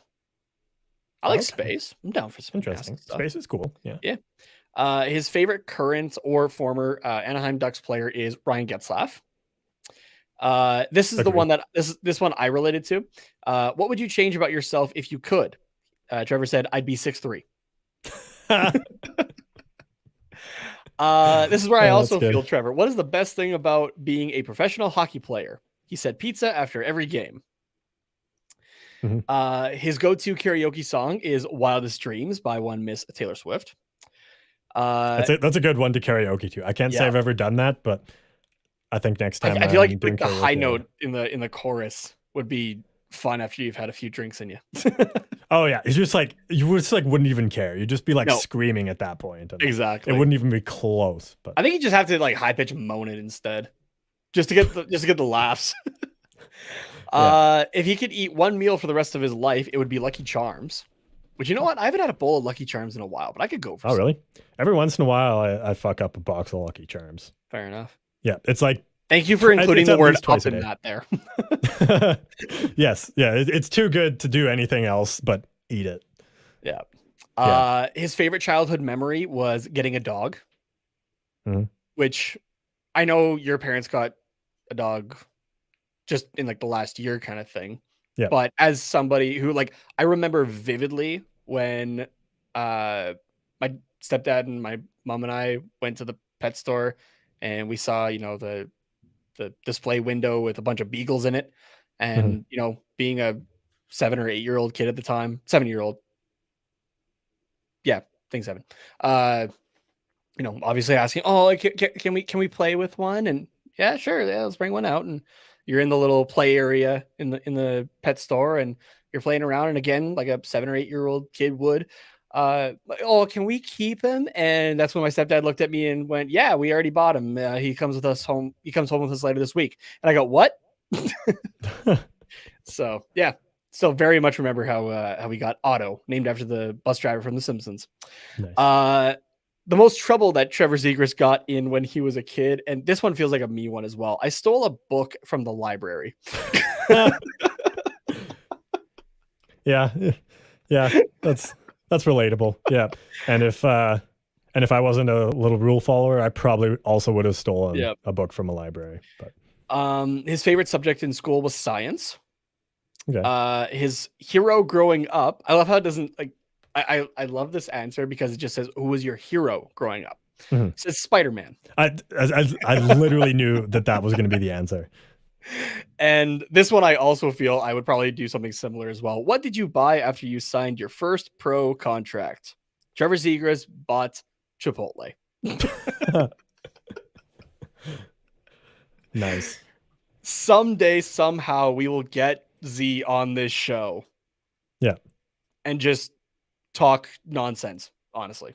Oh yeah, it'll be good. Honestly, see, like we don't have Chipotle up where we are, so it wouldn't be Chipotle. But my go-to, if I signed like an ELC in the NHL, I would immediately go for Five Guys, burgers and fries. Let me clarify. I haven't. the food place. I haven't had Five Guys burgers in forever. Like, honestly, it might have been when I was in high school. Oh damn! Like, it's been a long time. I gotta go get some. The issue when is you literally do, let me know. on the opposite corner. It like is. Across town. It sucks to get to, and I mean it's like 15 minutes. So anyone in LA is like, what the? I can walk. What I would walk 15 minutes for Five Guys. Like what? But it's more like 20, I guess. But yeah, still yeah. So, next time that you're like really feeling Five Guys, like legit, like down to go get Five Guys, let me know. Sounds good. I'm always down to eat a burger from we Five will Guys. plan a Five Guys burgers and fries date. Yeah. Maybe we'll bring our microphones and do a podcast while we eat them too. While we eat like the half full bag of fries. Yeah. We should one of the Wednesdays where there's like I feel like a game. I feel like it would need to be sponsored. Yeah. It need to be definitely. Yeah. Yeah. We'll reach out for a sponsorship. And on a Wednesday where there's not an Anaheim Ducks game, we'll go and we'll do a live podcast at Five Guys. While we're eating. The podcast doesn't finish. No, that's the best part. And obviously because we're doing a podcast, we can't eat while we talk. So one of us has to be eating while the other one is talking, and the other one has to talk until like we're done chewing, so we can unmute ourselves and continue the conversation. But okay, I'm gonna modify it. We can't eat like the burger or the fries. We have to eat the peanuts. Oh, okay. That's what we're eating on air. Yeah, I feel like it would be hard to do a podcast while eating a massive burger. That's the fun part of it. Is like you would be like mowing down a burger with like grease dripping off your fingers, and like I would just stop talking, and you have to continue. I don't think our listeners want to just listen up. No, that's why you mute your microphone. You weren't listening. You mute and eat while I talk. But yeah, Yeah. I don't think you're going to enjoy that. No. You mute your microphone, you eat burger, I talk. When you are done chewing, then it's your turn to talk, and I mute and eat. It's like... And it's just... Oh, sugar. Did we ever play Mario Kart? Yes. Yeah. For anyone that doesn't know, it's Mario Kart, but because you don't drink and drive, you have to like let your car come to a complete stop, and then you can drink, finish your, or like have some of your drink, and then you put it down, and then you can keep going, and you have to finish your drink before the end of the race. So it's like that, but for a podcast, and instead of alcohol, it's a burger. So the podcast doesn't end until we're done eating, but you can't talk and eat at the same time because that's rude. I think it's a fantastic idea. It'll be like 4 hours while we finish all those fries. I'm going to propose some better bonus content, I think. It involves Zegras, so we have to get him first. Okay. But it's a road hockey shootout between you and him with me and Net. I'm down. Road hockey is my court, man. I would be A-okay to be embarrassed in net by Trevor Zegras, and I would love to watch you get embarrassed by Trevor Zegras. Oh, no, there's no way. Wait, are we talking shootout, or are we talking just like half court style 1v1? Either or. Let's do both. Just do both? Yeah. Yeah. Okay. I'd be down. Yeah. Next, when we're in Anaheim, we'll hit him up and we'll be like, yo, Sounds good. 1v1. Sounds Let's do good. it. Perfect. All right. Well, I'm hungry. Yeah, that's fair. I was hungry before, and then we started talking about food. Now I'm even more hungry, and I know I have supper waiting for me. And I think Five Guys is closed anyways, so you can't even do that. Or close to. I don't know. I think it might be. Yeah. It's probably closed. You shouldn't Google it, because if it's open, it's too tempting. It closes in 7 minutes. Oh, yeah. There's no way we're making it. No, it's not happening. Yeah. Okay. Well, oh, sorry. I had one more thing from Ronnie I wanted to bring up here. He says for Zegras, promise pizza at the end of the podcast, and then Zegras might come for that. That's true. Yeah. Fair enough. Promising pizza. Pizza eating contest. There we go. Either a pizza eating contest or it's like a Five Guys eating contest. No, I was gonna say pizza tasting. Tasting? Yeah. Like where you get from different places and like we established like one type of pizza that we're gonna get, like a pepperoni pizza, but we get it from like 5-6 different places, and we just like rate them basically. Mm-hmm. We should do it blind, and then you have to say like, oh, I think this is from this place. Oh, that's a good idea. Yeah. Perfect. All right. Cool. Good off-season content, whether we get Zegras or not. But yeah, fair enough. Yeah. Perfect. Okay. All right. Well, yeah, let's get out of here. I suppose if people want to message you pictures of their greasy burgers, Nate, from Five Guys or from any food place anywhere, where can they do that at? You know, yeah, absolutely do that. You can tweet those at me at Tatenomos on Twitter, TATENHOMAS. Yeah. And if you want to tell me that my take that Kevin Shattenkirk is worth more at the deadline than John Klingberg, you can rip me a new one at Carter_Potts, POTTS_97. We are at Quack Report Pod on all of the socials. If you want to tune into the live chat, which will be next Wednesday, like all of our YouTube listeners here, Rory, Marcus, Ronnie, Ali, a whole bunch of others, at Quack Report Pod there, and go Ducks go.